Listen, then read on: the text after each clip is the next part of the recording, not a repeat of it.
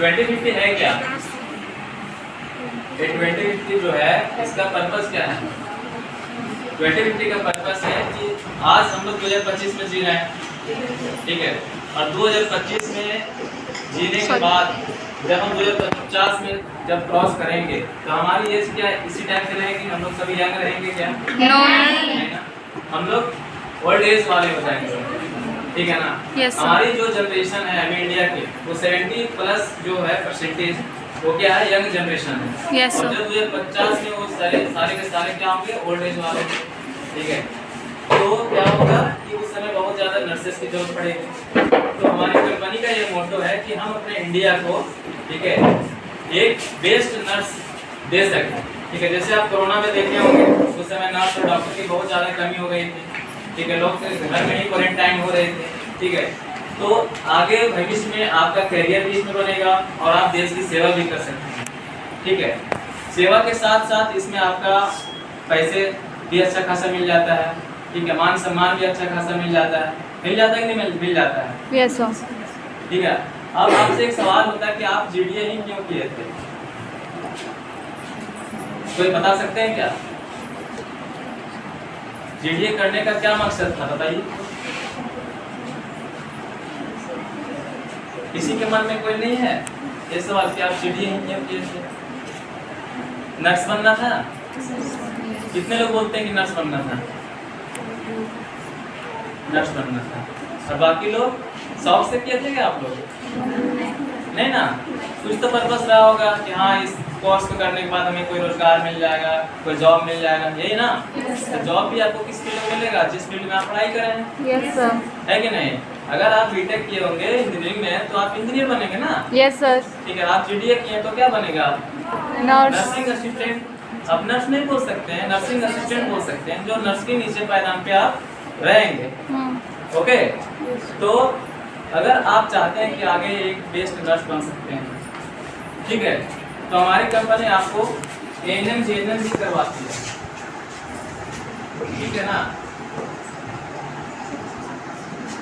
ANM JNM भी करवाती है, ठीक है। लेकिन इसके लिए आपको अभी अगर आप प्राइवेट कॉलेज से करते हैं तो आपके पास टाइम चाहिए रेगुलर कॉलेज जाने के लिए, ठीक है। क्या टाइम है आपके पास? टाइम नहीं है। पैसा है? पैसा भी नहीं है।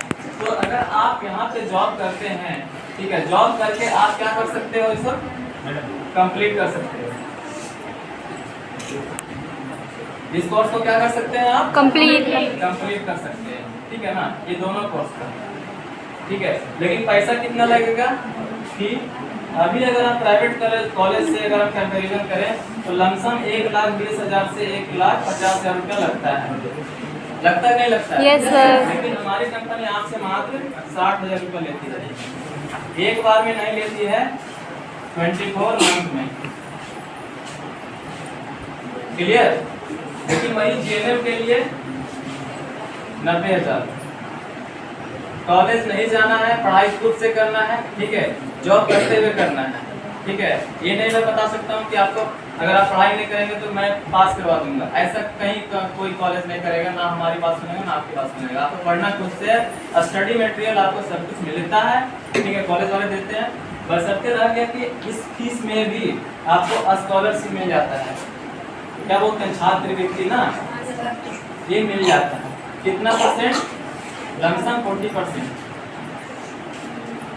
30 to 40% इतना तो मिल जाता है। मिल जाता है नहीं मिल जाता है?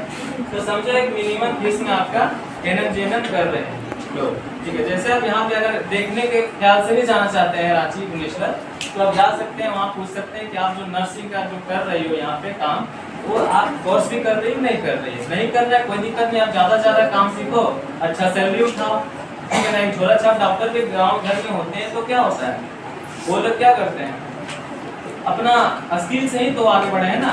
उसके पास कोई वैलिड सर्टिफिकेट होता है क्या? नहीं होता है, फिर भी वो क्या करते हैं, अच्छा खासा पैसा कमा ही लेते हैं, ठीक है।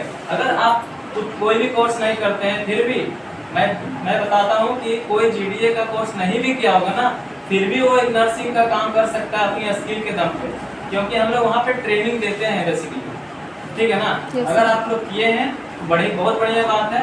बस हमें क्या होगा, आपको निखारना 10 दिन का ट्रेनिंग मिलेगा, प्रैक्टिकल वे में मिलेगा, ठीक है ना। वहाँ पेशेंट होते हैं, पेशेंट पे मिलता है, ठीक है ना। अभी तो आप सारे कुछ डमी पे ही किए होंगे। Yes sir. ठीक है, हमारे भुवनेश्वर में रिहैब सेंटर है। रिहैब सेंटर समझते हैं?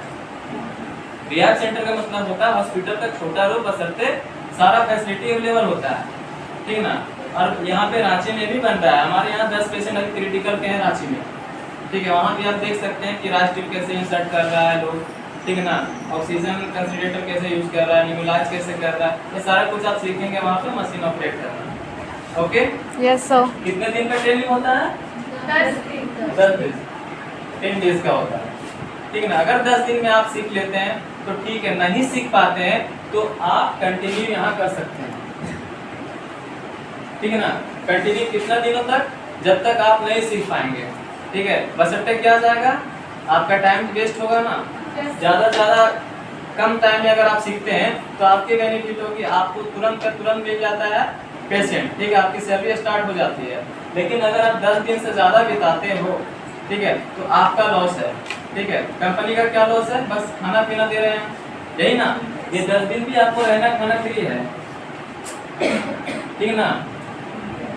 रहना खाना फ्री है 10 दिनों का। 10 दिन के बाद भी है रहना